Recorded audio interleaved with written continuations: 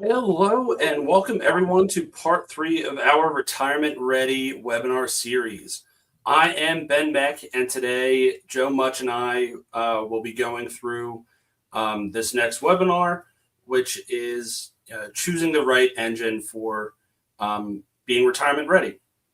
Again, this is part three of this series. I would encourage anybody that's joining us live today to make sure you go back and watch the recordings of episodes 1 and 2 when you have the chance. And anybody who's watching this in the recorded version, I would just suggest going back to the first couple episodes just to make sure that all the baseline information that we are going through today, you already have an idea of where we started. So now, in those first two sessions, we spent a lot of time talking about the structural side of things, specifically building up the accounts themselves, the traditional Roth 401ks, IRAs, and taxable brokerage accounts. So today we're going to open up the hood and talk about what goes actually inside the engines of all of those different types of accounts. So we're going to move past just the habit of saving money, and we're going to look at actually focusing on investments, how they generally behave, and how positioning them across those accounts can make a real difference in your long-term plan. So Joe, why don't you kick us off on what we're trying to accomplish today? Right. Thanks, Ben. And thanks to everybody who took the time out of their day to watch this, or if you're watching the recording later, we're very happy you could join us. A common tendency that we see is what I like to call looking at your accounts in a vacuum. It's very easy to see your Roth IRA, your workplace 401k, and if you've got a taxable brokerage account as completely separate. And you might end up copying the exact same investment mix in every single one. But when you are focusing on retirement readiness, it helps to view all of these accounts as a single coordinated picture. It's not just about what you own, it's about where you hold it. That's the core of strategic asset location. When you understand how different types of investments align with different tax treatments, you can really map out a much more tax-aware strategy that can benefit you in the long run. So let's go through let's go through categories of the different assets that you would have in different locations. And Joe, you actually had written an article that was posted a couple weeks before this webinar episode, where you group those investments into three main areas: growth, stability, and modern diversifiers. So I'd love to start with the one at the top of the list, that where you go into equities. Sure. So equities, stocks historically have been the primary tool for investors to pursue long-term growth, something that's going to outpace inflation. Obviously, with that possible growth comes likely increased volatility. Markets move up and down, sectors are going to rotate in and out of favor, and different parts of the market can behave very different. But when we zoom out and we look at it across decades rather than individual months, equities have traditionally played a major role in long-term wealth accumulation. When we build an equity allocation, we generally like to think of it through two lenses. The first is your domestic equities. This is going to be your exposure to U.S. companies and the broader American economy. That can include things like broad market index funds, large cap companies, growth-oriented business, or even targeted sector exposure like technology or healthcare, to name a few. It's important to understand that these different sectors are going to respond differently to changing economic conditions. For instance, the tech companies, very much what we're seeing now with the AI boom, may benefit from periods of innovation and expansion, while the sectors like healthcare could be more influenced by things like demographic trends and regulatory changes. So within the domestic equities themselves, there's a strategic layering of diversification and positioning that takes place. Next, the other lens, what we call the global side. And this is going to include the international developed markets and the emerging markets.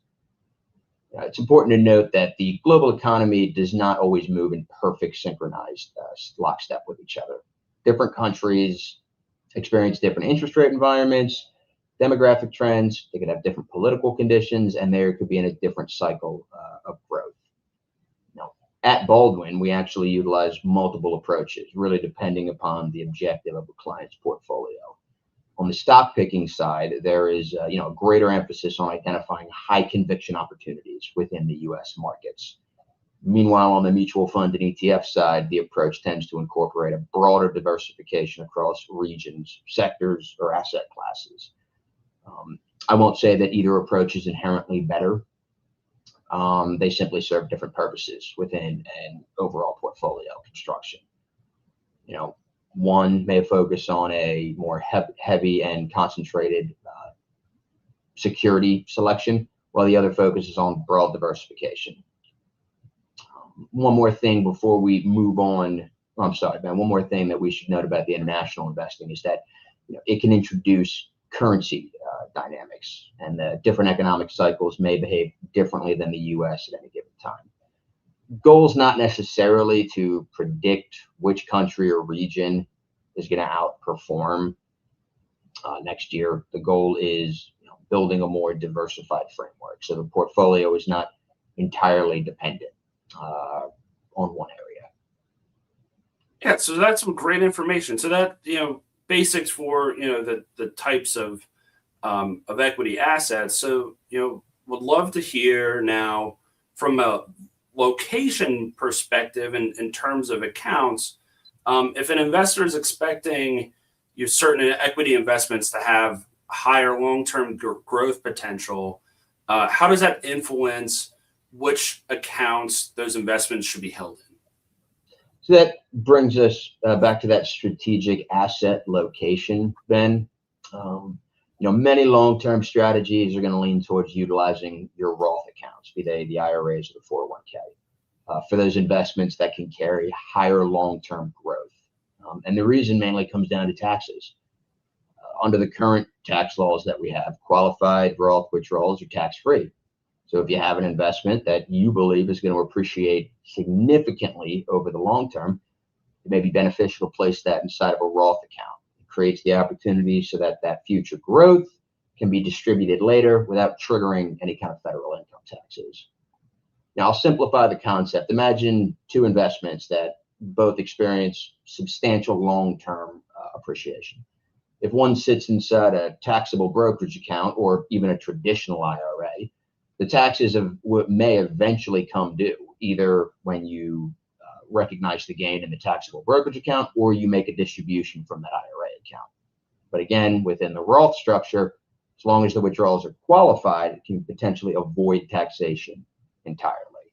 So that really makes the Roth accounts more attractive for those long-term growth-oriented assets. And this is particularly true with younger investments with very long time horizons ahead of them.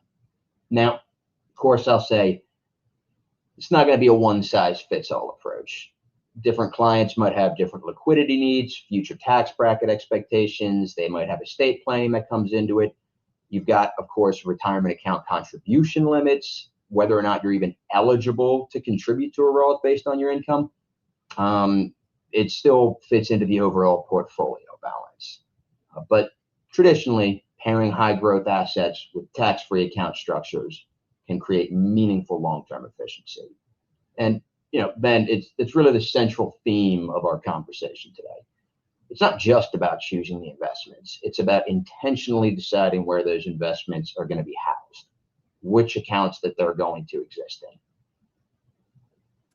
It all makes sense. So as investors move closer to retirement, or what we call a transition phase, priorities usually begin to evolve a bit, to put it lightly.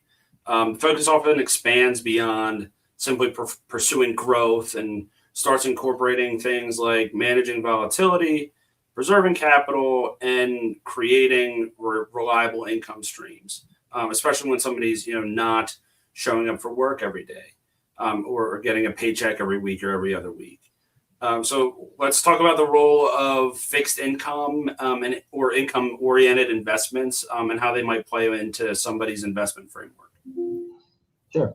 And as you said, as people get closer to retirement, my conversations naturally start to shift. Earlier in life, as I said in the previous, your focus is centered around accumulation and long-term wealth building.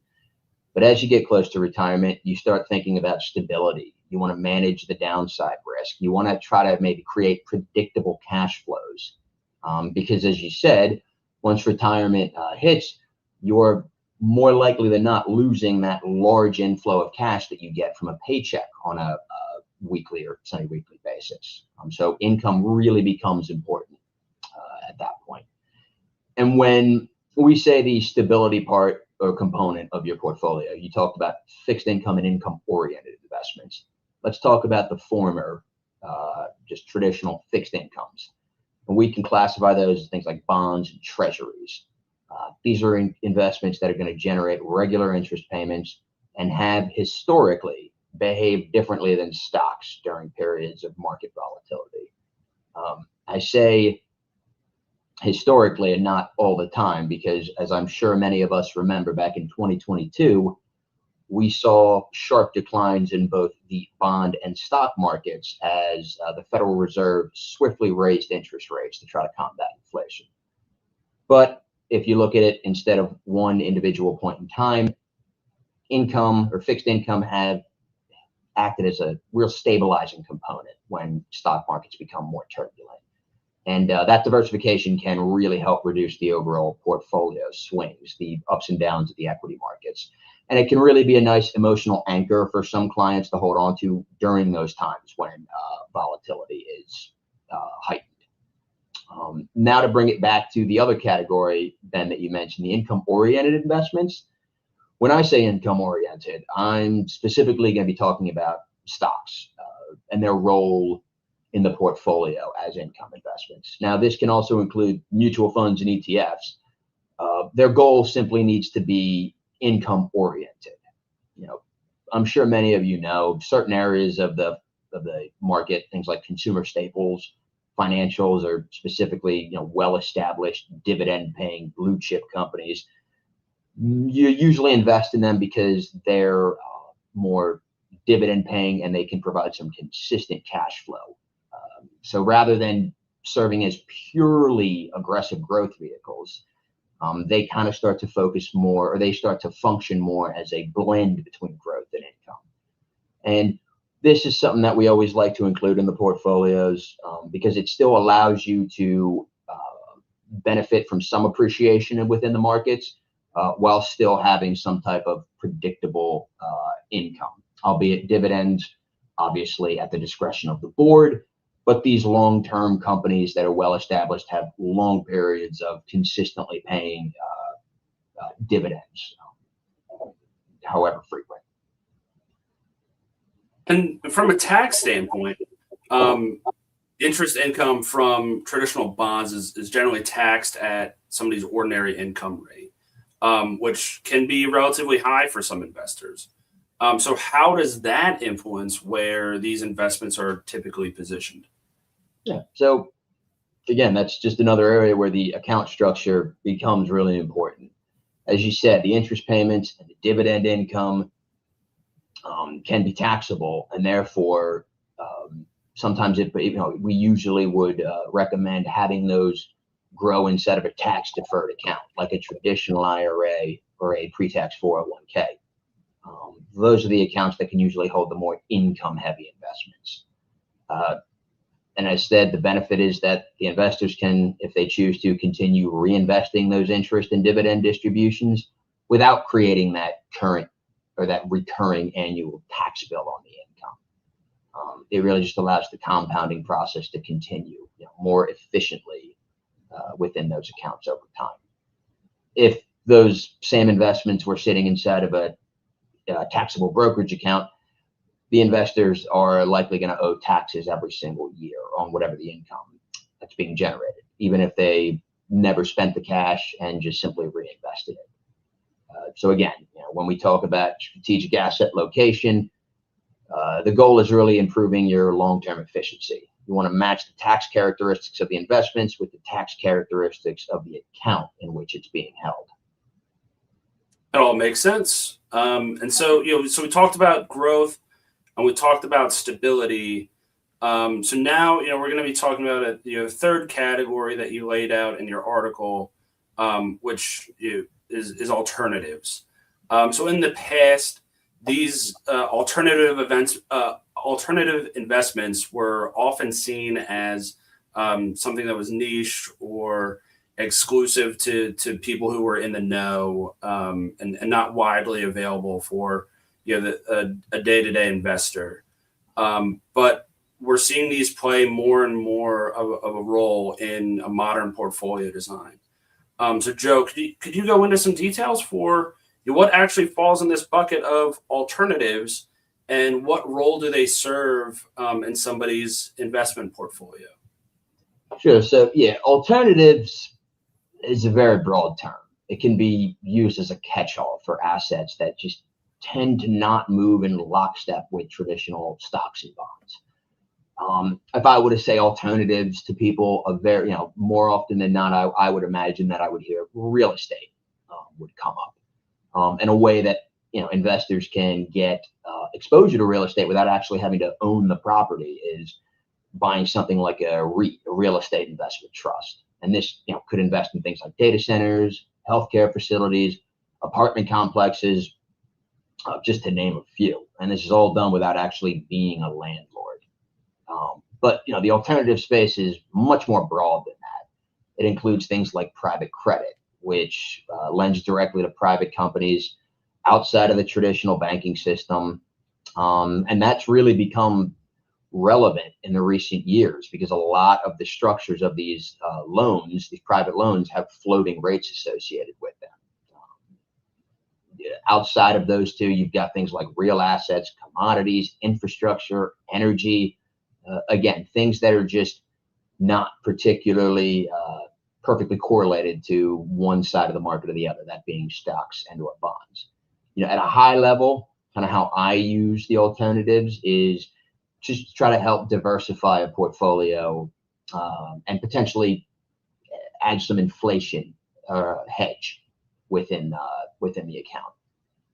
When stocks and bonds can come under pressure from rising prices, these assets can help support the overall purchasing power and kind of help smooth out the returns. So since the category is so broad, the tax treatment can vary quite a bit. So depending on what you're actually holding. So how should a day-to-day investor think about asset locations in this scenario? Yeah, and Ben, because it's such a broad category, we could probably spend an hour and maybe probably more talking about each individual category and what the tax treatment could be for it. But let's take what I said earlier, the one that most people kind of know. We'll take a look at REITs, the real estate investment trusts, and the private credit. REITs are required to distribute most of their income to shareholders, and your private credit generates regular interest income from loans to companies, and that's usually paid out to the individuals, so to the investors. So if we hold those in a taxable brokerage account or just a non-retirement account, that income can be taxed at ordinary income rates each year, which can meaningfully reduce after-tax returns. So if you're able to place those in those higher yielding income assets instead of a traditional pre-tax, your pre-tax 401ks or traditional IRAs, you can defer those taxes and allow that full amount to be compounded over time. So what about the other side of alternatives? With certain private equity strategies that are more focused on long-term capital appreciation rather than current income. Yeah, so let's take a look at those private equity. If the return profile, which it can be for private equity, is more about long-term capital appreciation, then the investment might be more suitable for either taxable account or a Roth account, really depending upon the investor's overall tax situation and what their goals are. The taxable accounts can offer the flexibility and favorable capital gains tax treatment, while the Roth account may be attractive for assets expected to experience significant long-term growth, since under current law, those qualified withdrawals are considered tax-free. I'll just say this, Ben. The key takeaway is that alternatives are not one single thing. They behave differently. They're taxed differently, and they sometimes we haven't even been able to touch on it because it's such a broad category. They can come with things like lower liquidity. So that's why it's just so important to match each of the assets that live in this area, the alternatives, to the right account type. And ideally, that's what I do. I provide guidance to clients on that as an advisor. Yeah, so I think then it's important to note, for the viewer, somebody who's coming into a meeting with either of us or another member of our team or another member of their own financial advisory team. There's so many different options out there, and so when we're having these conversations, it's also important for somebody to tell us what they're interested in seeing. Returns, how they want to see those returns happen.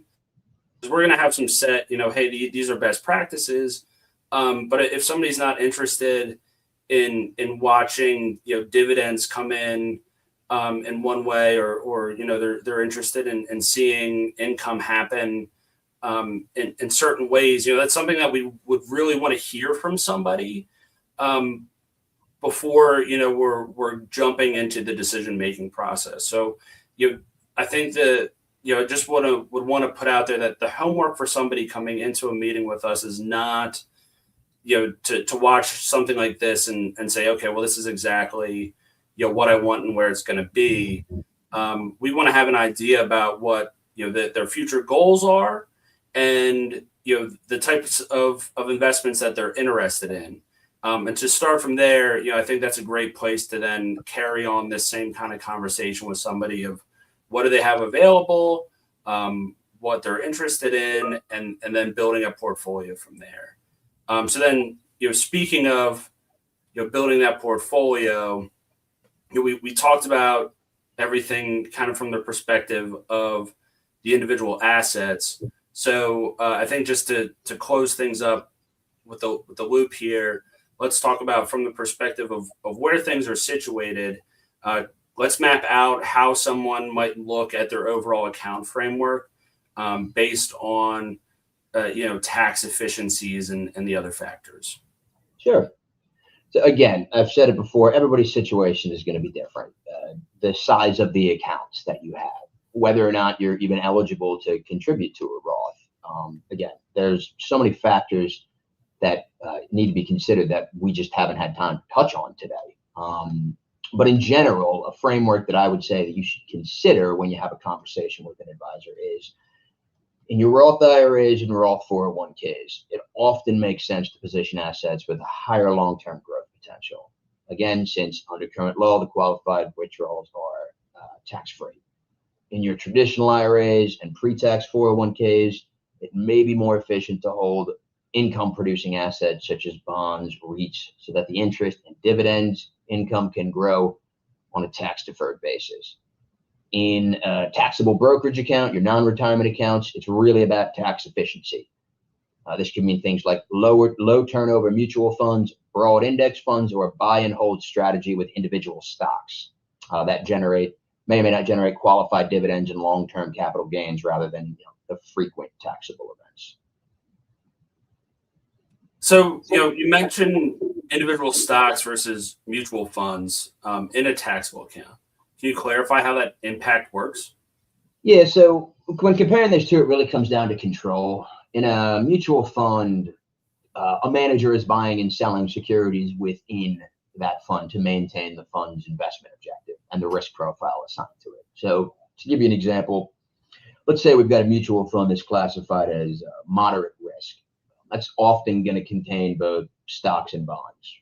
Over time, stocks may and historically have appreciated faster than bonds. So if left unchecked or unchanged, that allocation is going to gradually shift to a more aggressive position. I call that drifting. So in order to combat this, the manager is going to have to bring the allocation back within the fund's mandate.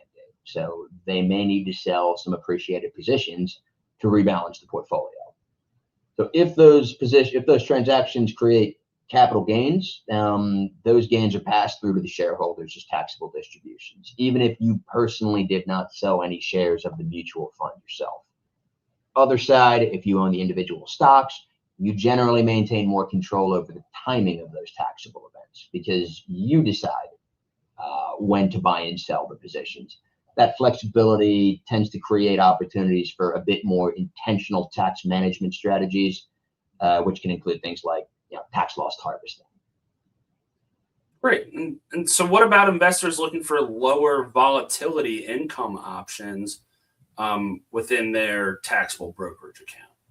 Yes. One area that we probably should touch on a bit more in the future is just the role that municipal bonds can play within portfolios. I'm sure as many of you know, they generally provide steady income that is usually typically exempt from federal taxes, and in many cases, it's all down to an individual basis, can be both state and local income tax exempt. Great. So that highlights the value of a coordinated strategy. Qualified accounts handle specific tax deferred or tax-free functions, while a taxable brokerage account can act as your flexible pool of wealth that's liquid or close to liquid, to handle your spending needs for large life events, and or anything that's happening pre-retirement, without needing to worry about withdrawing from a retirement account before you're retired. Depending on how old you are, there's penalties involved with that, and so we've gone through that pretty well. So I think now we'll the comment floor is open for asking questions. We have some frequent questions that get asked of us that are ways that we'll get things started here. So one of the big conversations to have is when we're looking at diversifying a portfolio, Joe. When you're looking at things, what is how do you decide what percentage of each different type of asset that you're allocating within each account type? How do you make that decision? So Ben, there's really no, I guess I'd call it single formula. It's not like you come in and I just take some information, plug it in, and I get a profile for exactly how much percentages I should put into stocks. But the starting point's always the overall investment mix, and then we layer in the account structure. So typically we'll decide what is the right allocation to equities, fixed income, and alternatives, and that's going to be based on things like your goals, your risk tolerance, your age, and once that's established, we will look at the tax characteristics of each sleeve, and then only then you start placing the assets in the most efficient locations. Makes sense. And so then I think following up to that, as it goes by location and types, what size portfolio does this decision actually matter? I think I would say that it matters earlier than most people might think. I mean, the impact becomes more meaningful as your account balances grow. For a smaller portfolio, the difference might not feel dramatic in terms of dollars, but you start building those habits, and those assets over time grow. And once they grow to a meaningful balance across your taxable, traditional, and Roth accounts, the compounding effect and the tax efficiency, that's going to really start to, I guess, widen over time. If I had to put specific on it. I'd say once somebody's got multiple account types, maybe they've got those three that I mentioned, taxable, traditional, and Roth, it's absolutely worth paying attention to. It's really less about the portfolio size and more about how you envision this working in the long term. Makes sense. So I think, I think let's close up with just one, final question that I'd like to ask you that, you've kind of touched on with that last answer itself, but can affect a lot of people that are working on building up retirement accounts, either, IRAs or 401ks. When does it make sense for somebody to be contributing in the sense of a traditional contribution versus a Roth contribution? While it's going to depend on the individual, I'd say the simplest way that I think about it is, what do you expect? What's your tax rate today versus what do you expect your tax rate to be in retirement? And of course, the farther you are from retirement, the harder that is to predict. I will say that taxes usually go up, but again, longer, harder to predict. So if you expect to be in a higher tax bracket later in life, Roth contributions, they tend to be a bit more attractive today because you're essentially locking in today's tax rate. If you expect to be in a lower tax bracket in retirement, then maybe a traditional contribution might be more efficient because you're deferring those taxes until you are in a lower environment. I'll say most people rarely live in just one tax bracket forever. That's why I will recommend to a lot of people to have money in both of those areas if possible. It really does help with the flexibility in the retirement planning. Ben, this is kind of brings you in because the contributions to a traditional versus a Roth, can also be an accounting question for somebody at the end of the year. It's a great point. An excellent point. And, I think, these questions are all ones that, we've gotten a few times in different forms and are things that we, these are discussions we don't mind having. We like having these discussions with people. It gives us a chance to, talk through, where somebody's mindset is and where their goals are and making sure that somebody's, heading in the right direction for their own life goals, not just adhering to, a textbook layout of what life should be. So, Joe, I did a good amount of teeing you up with a lot of information today. And so do you have any, final thoughts for, our audience, whether live or recorded, just to kind of wrap up this conversation? Yeah, just if you take anything from this, it's that building your retirement portfolio is about coordination. Whether it's your mutual funds, your ETFs, your stocks, your bonds, your alternatives, making sure that they are located in the appropriate accounts. It can really help you create a more tax-aware strategy that can, over the long term, really help you reach those goals that you have for yourself. That's great. And so I think, we'll leave today as it is now. Thank you, everybody, for joining us for episode 3 of our Retirement Ready webinar series. There will be more episodes to come, so please keep an eye out for announcements and when those are going to be scheduled. And if you would like to, review your current asset locations and asset allocations and, take a look at account efficiencies and see if there are any other, options out there to, more optimize your situation, definitely feel free to reach out to the team at Baldwin. I have our contact information listed here for Joe and myself. We have a whole team behind us that we're just part of, and we're out there to help everybody along every step along life's journey. So again, thank you very much, and looking forward to speaking with you in the future.